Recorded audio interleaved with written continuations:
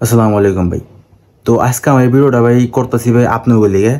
তো আমি আজকে জাস্ট রিকোয়েস্ট করুম ভাই, ঠিক আছে না? জাস্ট আমি সত্যি কথা করুম, রিকোয়েস্ট করুম যারা আমার পছন্দ করে, আমার ভাই বেদা যারা, ঠিক আছে, যারা কিনা মানুষের উপকার করবার চান, ঠিক আছে, মানুষের মানুষের যে মানুষটা যে বিপদগুলিতে পড়বা লাগছে, এই বিপদগুলো থেকে মানুষকে বাঁচাই বাঁচান, তারা এই ভিডিওটা ভাই মনে করেন নিজ গুণে ভাই একটু মনে করেন শেয়ার করে দেন মানুষের কাছে, জানি বাংলাদেশের প্রত্যেকটা মানুষ জানি এই ভিডিওটা দেখা পারে না ভাই। বাংলাদেশের প্রত্যেকটা মানুষ জানি, বাংলাদেশের প্রত্যেকটা মানুষের কাছে জানি এই ভিডিওটা পৌঁছে দেয়। এক কথা ভাই, আর কিছু জানতে চাই না ভাই, কিছু শুনবার চাই না।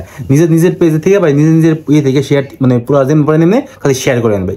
কারণ কি, এই ভিডিওটা শেয়ার করার মাধ্যমে আপনারা ভাই মনে করেন একটা ফ্যামিলি ভাই, হাজার হাজার ফ্যামিলি ভাই ধ্বংস হতে ভাই বাঁচাই দেবেন, মানে হাজার হাজার ফ্যামিলি আছে না, ধ্বংস হওয়ার হাত থেকে বাঁচাইতে পারবেন, ঠিক আছে। আমি জাস্ট দেখামু, জাস্ট যা দেখামু খালি দেখেন ভাই, ঠিক আছে, কোনো কথা কই না, জাস্ট দেখেন ভাই কি হইতাছে বাংলাদেশে, না জাস্ট কি হইতাছে তা দেখেন ভাই। মানুষের স্বপ্ন কেমন বাংলা আছে, জাস্ট এ দেখেন ভাই। আজকে হলো আমার একটু আগে আমার কাছে একটা কি মেসেজ আছে, ওই মেসেজটাই মেসেজকে আপনাকে শুধু জাস্ট দেখামো, না মেসেজটা যদি আপনাকে দেখামো যে কি হইতাছে বাংলাদেশে। ওকে, একটু ওয়েট করেন ভাই, ওয়েট করেন। এই তো আমি আমার ফেসবুক পেজে ভাই প্রতিদিন ভাই অহরহ মেসেজ আইতে থাকে, না ভরপুর মেসেজ আইতে থাকে, তার মতো খেয়াল করি না। কিন্তু আজকে ভাগ্যক্রমে আমি মেসেজটা চেক করছি না, যে এই যে বড় ভাই আমার মেসেজটা দিচ্ছে যে আসসালামু আলাইকুম। তো আমার ফেসবুক থেকে অটোমেটিক রিপ্লে জায়গা, না তো ফেসবুক পেজ থেকে তো অটোমেটিক রিপ্লে জায়গা, তো রিপ্লে গেছে। তো ওকে, ঠিক আছে, সমস্যা নেই। তো হ্যাঁ, মেসেজটা দেখেন ভাই, খুব বিপদে পড়ে নক দিলাম, যদি একটু কথা বলতে পারতাম আপনার সাথে। আমি লিখছি ভাই, জি ভাই বলেন ভাই, ঠিক আছে। আমি ভাই গেল যত প্রথমত এত গেল যদি নেই ভাই, ঠিক আছে, প্রথমত অত গেল যদি নেই, জাস্ট এমনি মানে জাস্ট আমি এমনি মেসেজ দিচ্ছি ভাই, ঠিক আছে। কোন পরে উনি বিশাল বড় একটা মেসেজ পাঠাচ্ছে, জাস্ট আমি মেসেজটা জাস্ট পড়ে শোনাইতেছি, শুনেন ভাই, জাস্ট দেখেন না। আমি আসলে বড় ভুল করে ফেলেছি, ভাষা না শিখে ইন্টারন্যাশনাল জব ভিসায় জাপান আসছি, বন্ধুর কোম্পানিতে আনছে, সব দায়িত্ব নিয়ে এখানে এনেছে।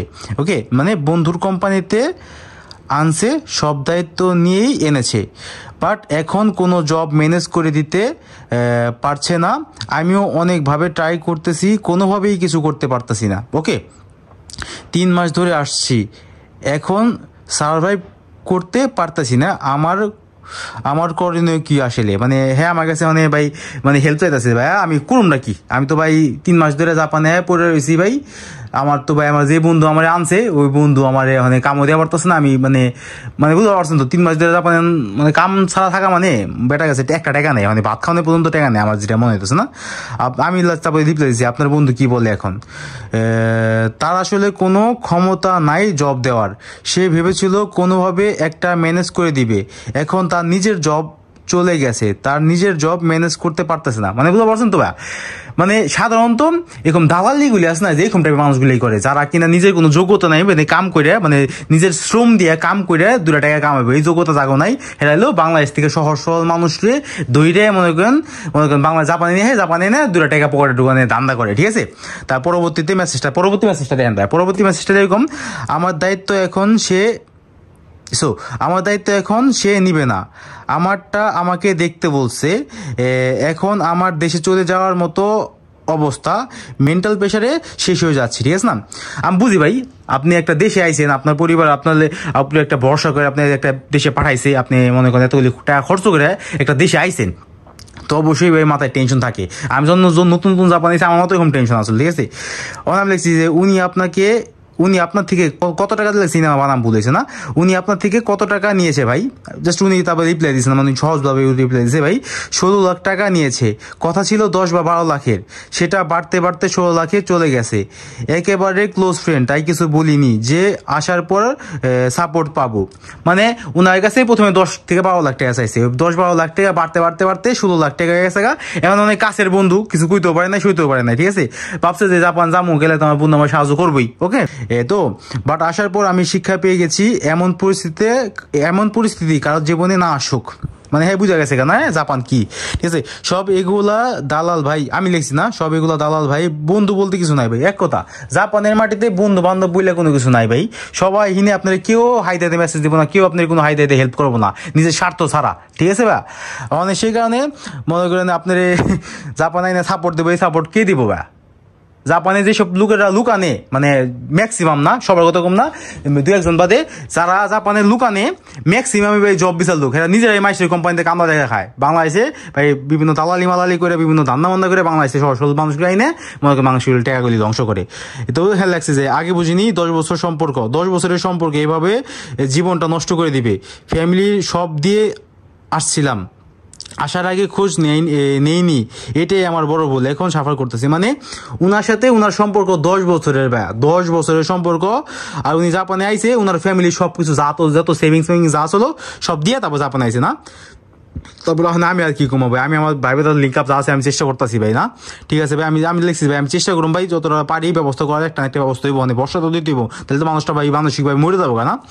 আমি ভিডিওটা বানাইতেছি তেমন কোনো প্রস্তুতি নিয়ে বানাইতেছি না, জাস্ট আপনাকে জাস্ট বুঝানোর লিগা ভাই। জাপানে যদি আপনি জাপানি ভাষা না শিখাহেন ভাই, তাহলে আপনার মধ্যে আর একটা প্রতিবন্ধীর মধ্যে কোনো পার্থক্য না ভাই, সেম ভাই। একটা প্রতিবন্ধী যেমন কিছু করা পারবো না, আপনিও কিছু করতে পারবেন না যদি জাপানি ভাষা না শিখাহেন। তো আর বন্ধু বান্ধবের কথা আমার অনেক ক্লোজ বড় ভাই, আমার আত্মীয়, আমার তুমুক, আমার হুমুক, আমার হাওয়া, আমার সাওয়া ভাইয়া, জাপানে জব বিশাল লিগে ভাই কোন টাকা খরচ হয় না। যদি কেউ কয় যে আমার নিজের কোম্পানিতে তোমার আমি জব বিশাল হোম তো এরকম 16 লাখ টাকা লাগবো ভাই, নিজের কোম্পানি থেকে বিচার হইতে গেলে কোনো টাকা খরচ হয় না ভাই, কোনো টাকা খরচ হয় না, হাতে কোনো 2-4 টাকা খরচ হবে, ওটা কোনো খরচই নেই, ঠিক আছে। এরকম লাখ টাকা খরচ হয় না, কোনো ওই নেই। বিশাল লিগে জাপানে বিশাল লিগে কোনো টাকা খরচ হয় না।